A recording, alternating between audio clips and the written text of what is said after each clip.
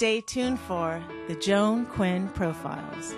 Joan served the state of California as a member on the Arts Council and on the Film Commission. She was formerly on the Architectural Commission and fulfilled 2 terms on the Fine Arts Commission for the city of Beverly Hills.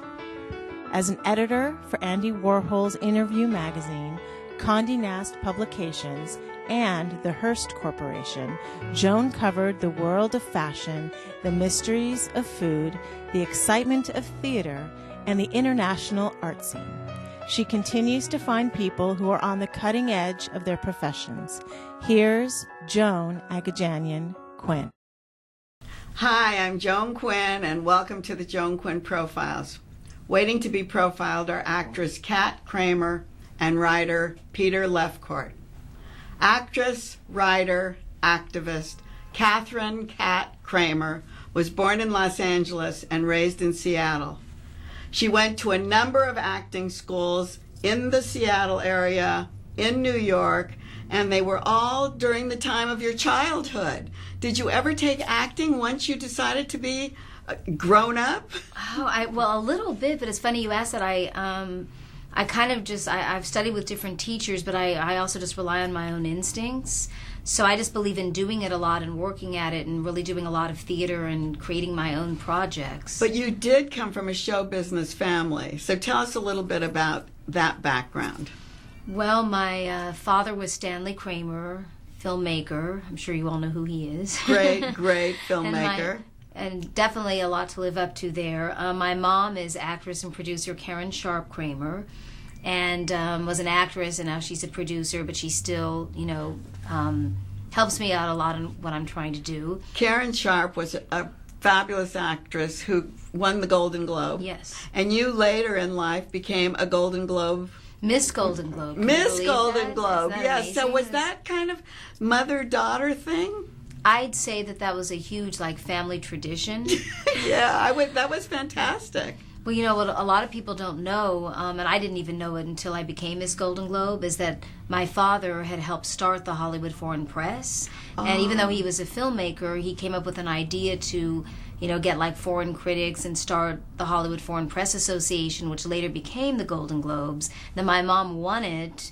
So when I became Miss Golden Globe, it's and I go every year. I try and keep up the tradition as much as possible and be there to cheer everybody on. And I think I'm the only one that kept that going. And when I was working at the Herald Examiner, I covered that Golden Globes. No one would cover it at that time in the 80s. And I was thrilled because I gave it a whole page, and Sally Kirkland was my middle actress, and then I had pictures all around it. And I think it's one of the best parties in Hollywood. It probably still is, isn't it? It's funny you mentioned Sally Kirkland because she and I have recently become running into each other and Facebooking each other. And she presented my first show. When I did my first one-woman show, Sally introduced me. She's so amazing? Great, isn't she? She really is. So here you are. You're a part of a show business family. You're born in Los Angeles, and then you move away to Seattle. What happened? Seattle's a great theater town, I know. It is. That was I think the reason. But I don't think my parents knew that. That's what I wondered. Well, here's how destiny and karma, Joan, I really believe in that.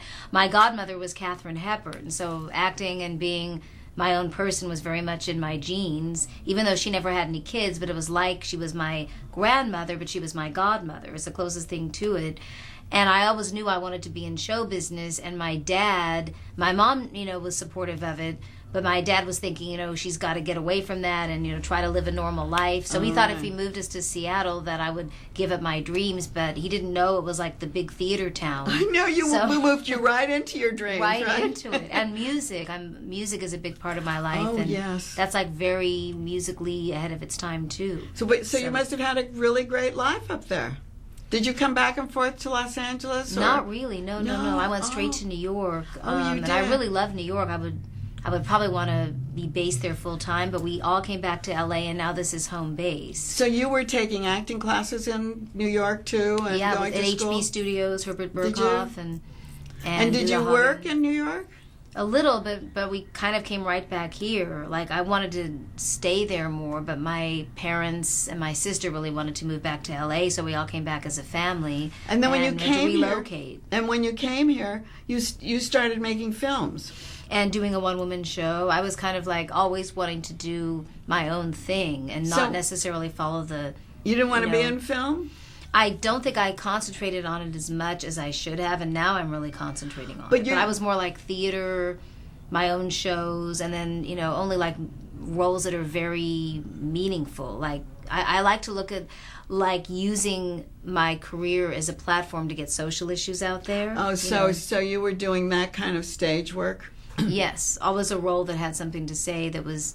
I played a lot of like famous people, like Helen Keller in The Miracle Worker at a very young age, Anna Frank in The Diary of Anne Frank. Oh, you did? Yeah. And Joan of Arc and St. Oh, Joan. really? Yeah. Oh, yes. Yeah. Well, you're talking about big social issues. And you continue that as an activist, don't you? I do, yeah. And and you have this little elephant on? This is from Elephant March, actually, a famous jewelry designer, Candace Elephant, who does elephant jewelry, absolutely beautiful. And I actually had always been an animal activist, but I got very involved with elephants when Lily Tomlin, who I know, is also very involved with elephants, and about 5 years ago she got deeply involved in trying to advocate to send elephants. We don't believe that they belong in the zoos or the circus. Right. I totally, and we're not for that. We completely believe that elephants and wildlife have to be in sanctuaries. They really have to be in their natural habitat. So we screened a movie for my series, Kat Kramer's Films That Changed the World. What all is about that elephants. series? A series of films that are meaningful, socially meaningful? Yeah, I have to say that, though I'm not sticking to it, but I primarily screen documentaries because they really get the issues out there. Yes. And where do you screen those? Always at Sunset Gower, Sunset Bronson Studios. I see. Yeah, I have a home base there because my dad made a lot of his movies at Columbia, and that used to be Columbia, now it's Sunset Gower, Sunset Bronson. That was Columbia a lot? That was when he was working there? Yeah.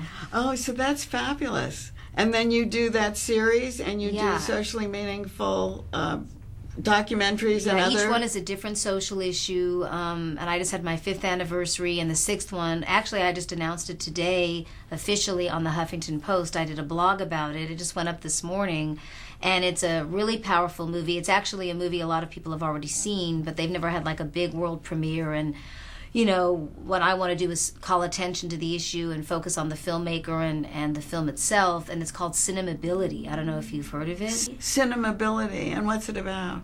Well, it's Jenny Gold's film, and it's very, very impactful. It traces the history of like how characters with disabilities are portrayed in film and television. Fabulous. And 2 of my dad's films are in there. The Men, which was Marlon Brando's debut, where he played a paraplegic. Ship of Fools is in. I mean, you have. And was your mother in that? No. But she actually met my father when he made that movie. Oh, is that Did what she it tell was? you the story? No, tell me it. She should probably tell you. But she met Stanley Kramer before, obviously. No, you right were when he was around. when he was making Ship of Fools. She was doing The Disorderly Orderly with Jerry Lewis. And she, never would like set hop. But when she found out that Vivian Lee was doing Ship of Fools, she went over there, and that's how my dad saw her for the first time. But it turned out that she'd actually done a movie for my father, but they'd never actually met. I remember. Was it like, The Sniper? The Sniper, yeah. Right. Is that amazing? And they never actually met, and then all those years later. She was a young teenager when she made... I think that got her SAG card, or was one of her early... Yeah. So I try and keep... I've had offers to take the series off the lot, but I really want to be... I'm very loyal to them because it's history. It's the history of my dad, and I like to keep it... Did they screen the film right there, too? Do you screen the film there? Yeah. Well, we have the Stanley Kramer Theater there at Sunset Gower, but it's very small, so it completely... Well, the first one I had was Yentl, actually. That's the only... narrative feature I've ever screened. I see. And we outgrew it. Too many people wanted to come, so I had to start using sound stages and special locations. And I just had Fallout, which is an amazing documentary. What all was about that nuclear holocaust and the making of On the Beach. And this one also featured my father, and my mom was in this one. This is fabulous that you're doing that. And and how do you get the information out so that people come? It's invitation only. I am going to start, because I had to start with and see how it was going to grow, and it just. But it's took 5 off. years, you said. Yeah, there's been 5 of them, and I try and do 2 a year, but I've only done 1 a year, except I did 2 in 2011. I see. And I get a lot of celebrity activists to host it, and we only invite media, celebrities, activists, those that are behind the issues, and also educators to spread awareness. And I get a lot of social media around it. So when you talk about doing a one-woman show, will this be part of it? Who's writing it? Who's writing your one-woman show? Well, I am co-writing it with Shelley Goldstein. I don't know if you're familiar with her. She's a brilliant parody writer, and she wrote a parody for me when Lily Tomlin was honored by the broadcasters. I wanted to do a tribute to her, and I wanted to take, 2 songs that I thought suited her just melodically and create like a whole original song around these 2 songs. Yes, you sing? That's my main thing. Oh, well, really? I mean, it all is. But so in your one-woman show, will you sing? Sing, play characters, and it's got a journey and a story to it. Oh, that's fabulous. What's it going to be called? My Duet with Mick. And it's about me trying to get Mick Jagger seriously to sing a duet with me for music education, because I recorded a CD of his solo material. Yeah, I've done a lot since I last saw I know. That's fantastic. I'm really thrilled. But it's a musical fantasy. It's not like, I don't think it's like anything, it's nothing. I've never done anything like it, and there's nothing out there quite like the show. Have you tested some of these things in your stand-up acts? And I plan to do more because there's characters in it. I created the characters. When you do stand-up, do you use those? Yeah, and where do you do those? All over the place. In fact, I'm going to be doing a lot of it coming up.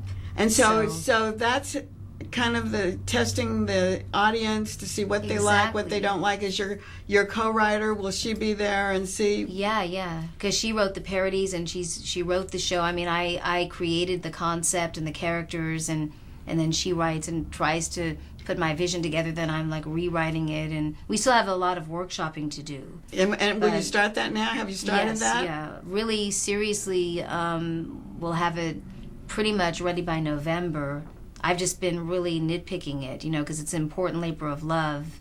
And it's a real challenge to do it. Sounds great, and I'm so glad that you came on to talk about this. Will you blog some of this information too? Yes. Is that on your blog? Yeah, I mean, like with the Huffington Post, I just recently started blogging with them, and I've kept it pretty much to the series, but I probably will blog about this too. So, and this goes with let's talk about this. My dad made Bless the Beasts and Children in 1971. It was a really powerful and probably the first animal rights film, at least the first one that most people said made them animal activists.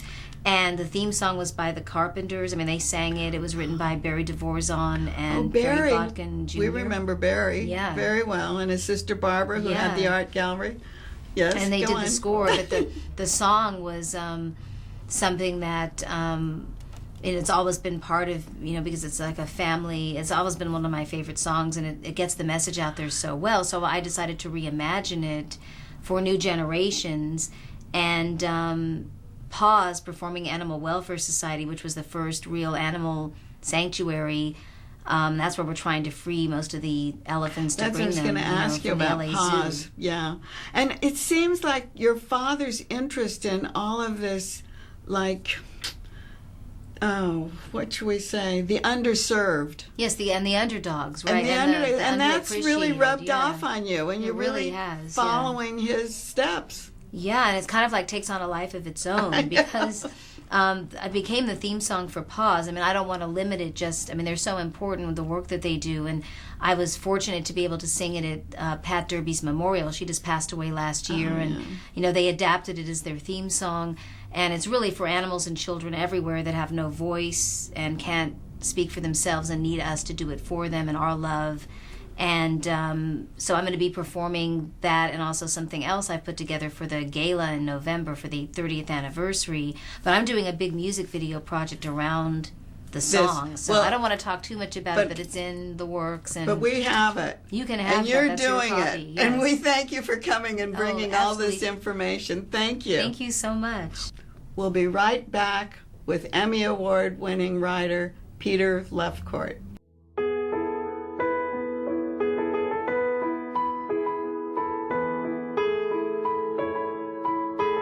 Hi, I'm Joan Quinn, and welcome back to the Joan Quinn Profiles. I'm here with author, playwright, Emmy Award winner Peter Lefcourt, who's a graduate of Union College in upstate New York. He started writing novels in the late 80s, The Deal, The Dreyfus Affair, Di and I, Abbreviating Ernie, my favorite, 11 Karens, which you have to tell us about. His latest writing adventures are the Leon Trotsky, what's The the name of it? Assassination of Leon Trotsky, a comedy. Yeah. The Way You Look Tonight. Which is the play that is in rehearsal as we speak. As we speak. Okay. Let's say you're a novelist, and what are you doing writing plays?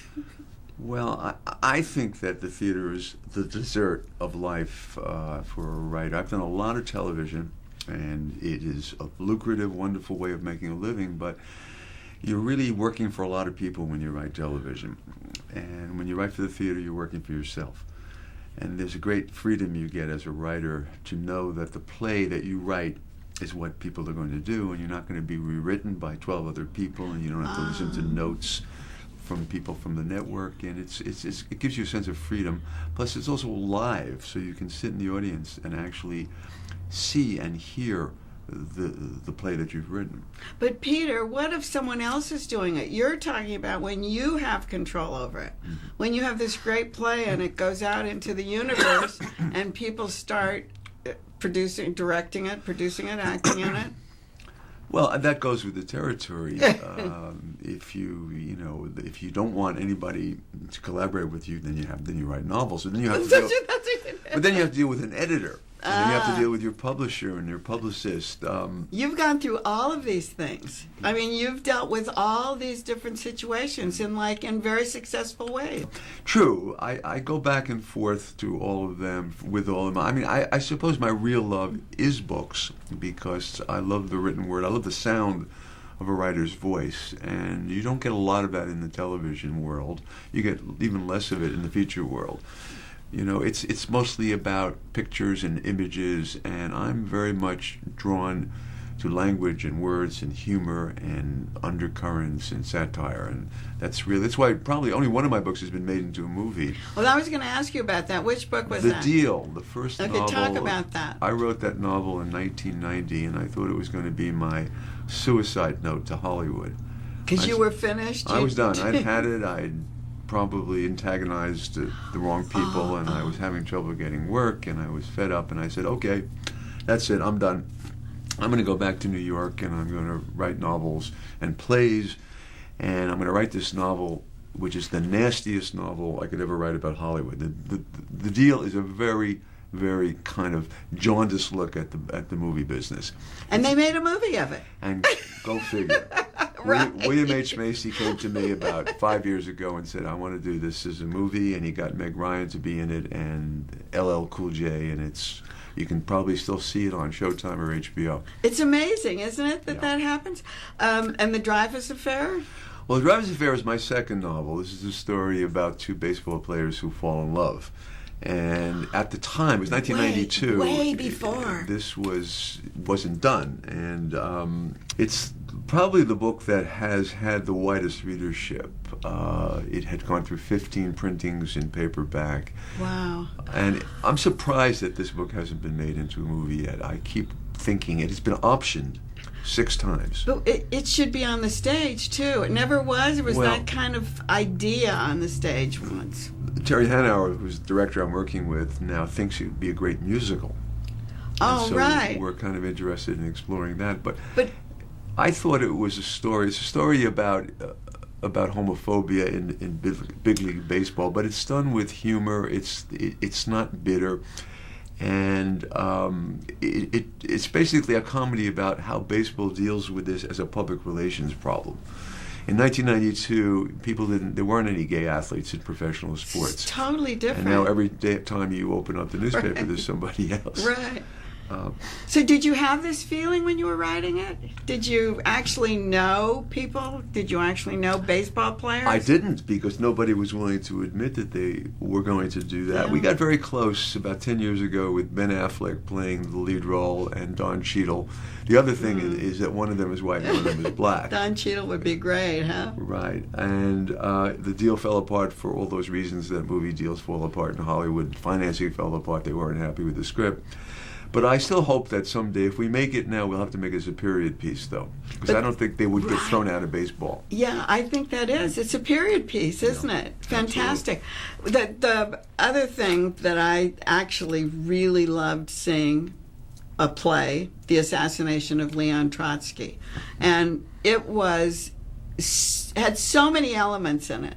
There was so much going on stage. How did you research all that? Well, I had found out, it's public knowledge, that when Leon Trotsky and his wife were expelled from Norway, nobody wanted to take them. They couldn't go anywhere. Right. So finally the Mexican government took them, and Diego Rivera and Frida Kahlo became their sponsors, and they lived together for a certain amount of time. And I said to myself, wouldn't this be an interesting ménage à quatre with the four of them?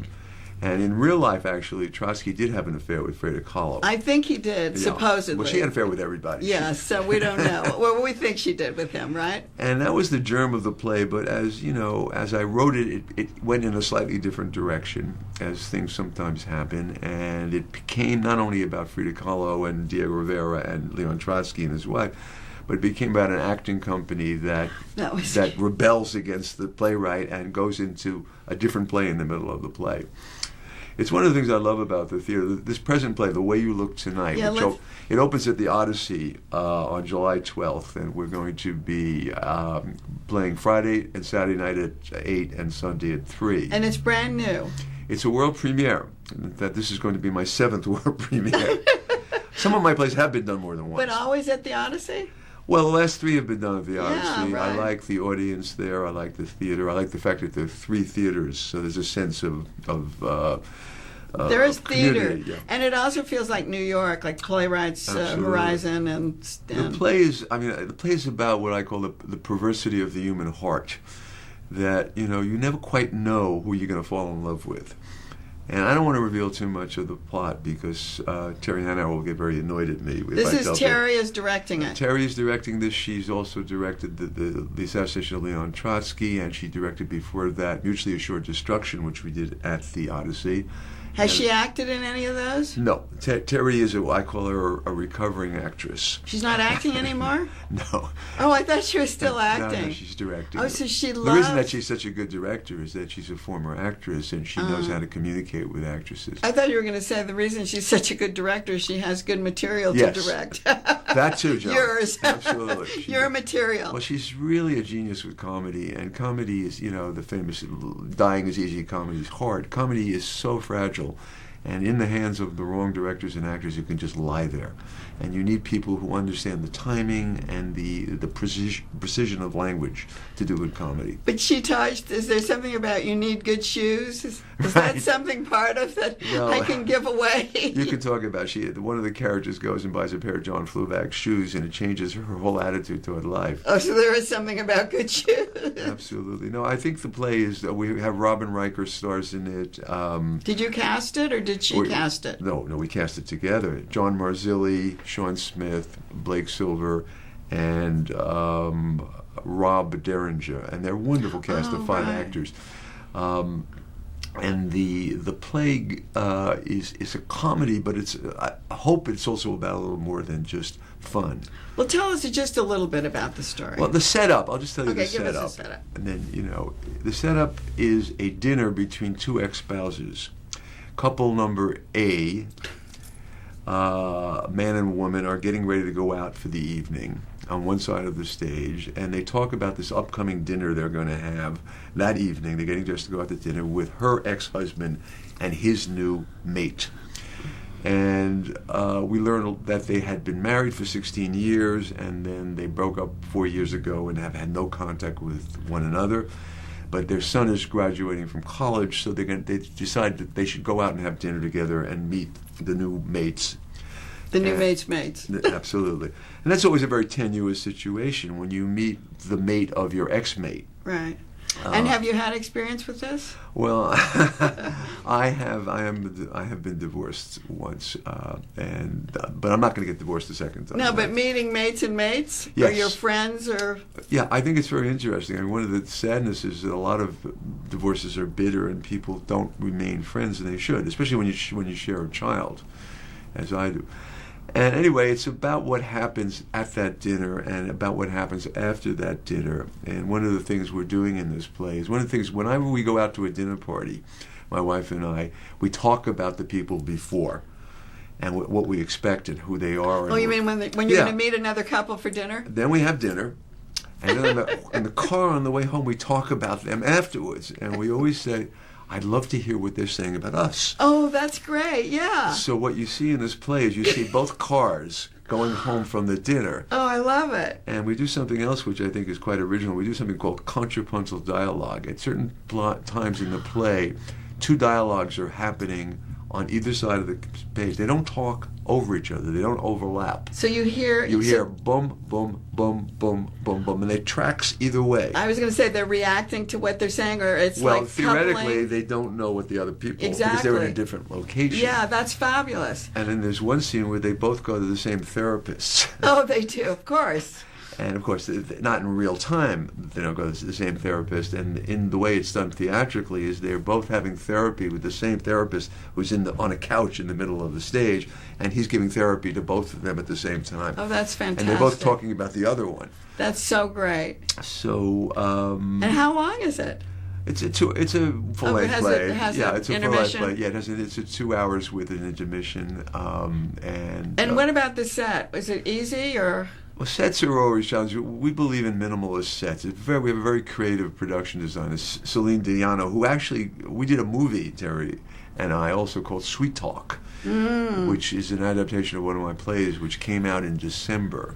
And it's available on video on demand. And it's a play that Terry said, we can make this into a movie. And I said, no, you can't. It's about two people talking on the phone. Right. And we did. And we shot it in 17 days in 2012 and edited it. And it's been at various film festivals. But it has to be compelling for people to watch just two people talking, right? Yes, but what they do is they have phone sex fantasies, and then we play out the fantasies. And I think it's very compelling. We've got some wonderful criticism about it. Well, I'm glad you came today to talk about the new work, the work that you wrote, because a year ago, Terry was on the show, and she talked about the assassination of Leon Trotsky. And it seems very much that you like to write these intricate kind of things, because Leon Trotsky also had some other dialogue, different things going on at the same time. People sitting in front, people talking behind.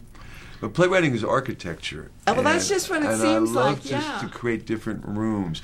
The freedom that you have in the theater that you don't have in cinema, you don't have in novels, the ability to take the audience on a journey, because the audience will forgive the fact that you're not really someplace.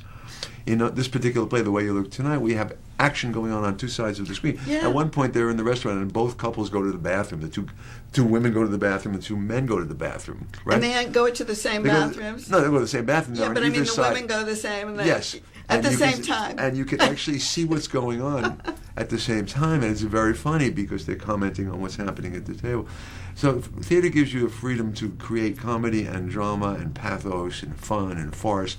And it's. I also love the ability to sit in the audience and hear a play.